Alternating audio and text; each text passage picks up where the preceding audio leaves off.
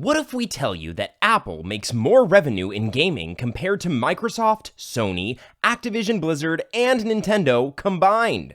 What will be your reaction? Microsoft and Sony, who are actually trying hard to make a dominant place in the gaming world by acquiring gaming companies like Activision Blizzard and Bungie Games, it is Apple who is getting the major benefits and profits out of the gaming business, and that too without producing any games and gaming equipment. Then how was Apple able to make $2 billion more profit in comparison to Microsoft, Sony, Activision Blizzard, and Nintendo combined? Let us try to understand this.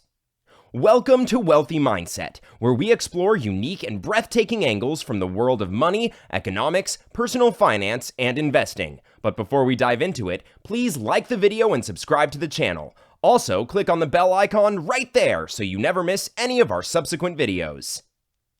In the year 2020, Apple made $13.5 billion solely through gaming, without producing any games or manufacturing any gaming equipment.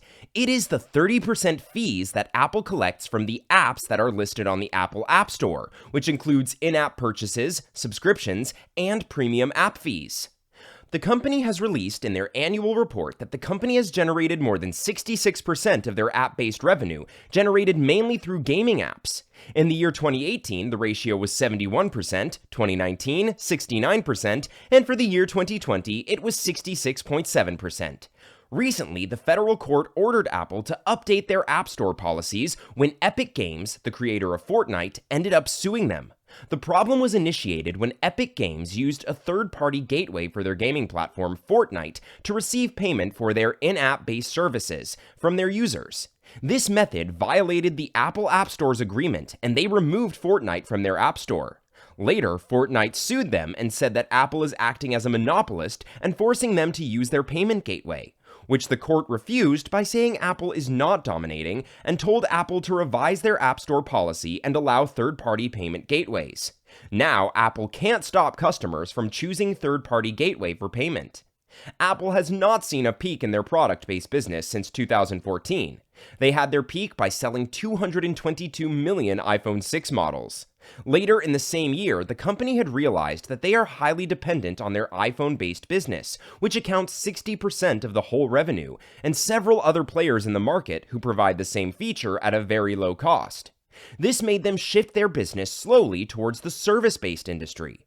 Apple took inspiration from the razor blade model, where the company sells a razor at a very low cost to grab the customer and makes a profit by selling blades that are used frequently and act as high-margin recurring sources.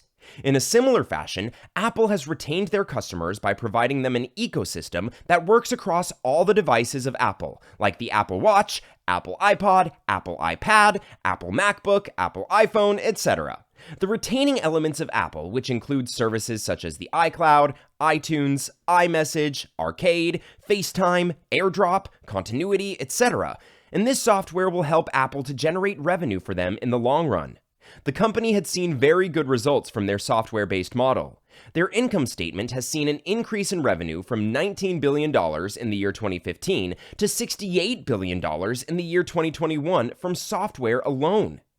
Apple is now slowly shifting their business in the software domain, which has seen as high as 60% profit margins of the total revenue, whereas the product-based business is only reaping a 30% profit margin to them. The biggest advantage here Apple has is the data that they have collected over the years about their customers' habits. They will get to know what type of product they are leaning towards. This will help Apple to launch suitable software at a cheaper rate to kill the competition.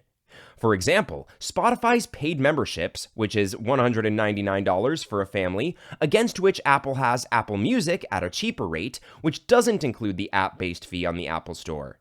In a similar fashion, Apple has the advantage over every other app-based software service, which are listed on Apple App Store and others don't have.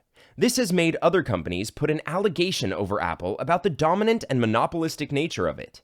Similarly, Apple has the advantage of over-collecting data related to healthcare with the help of the Apple Watch. This data can be utilized for the advantage of their customer in terms of accessibility and transferability. But again, there is a catch, which can backfire: data protection and privacy of the users, which will be under the strict surveillance of the federal law. These are just a few examples, but in reality, Apple is doing a lot to capture this software-based industry. Apple has always been a disruptor and innovator, which has been proven by them while launching the first Macintosh computers, the first touchscreen mobile phone, introducing the Apple Watch, which disrupted the market of big names such as Rolex, and they have also created new categories of products such as iPod and iPads, which shows Apple's competency to revolutionize any market in which they enter. This move, for which Apple is heading towards the domain of software as a service, SaaS, we feel like they are going to dominate the industry, which no doubt reaps them good return. But on the other hand, they can be challenged over their monopolistic nature by the other industry players, just like Spotify and Fortnite. Meanwhile, you guys tell us about your experiences with Apple and what are your opinions over Apple's step towards the SaaS industry. If you enjoyed this video, slap a like on it and subscribe to the channel to stay updated with the latest business trends and interesting facts. You can also turn on the bell notifications so you don't miss any of our mind-blowing videos. We'll catch you in the next one. Until then, bye!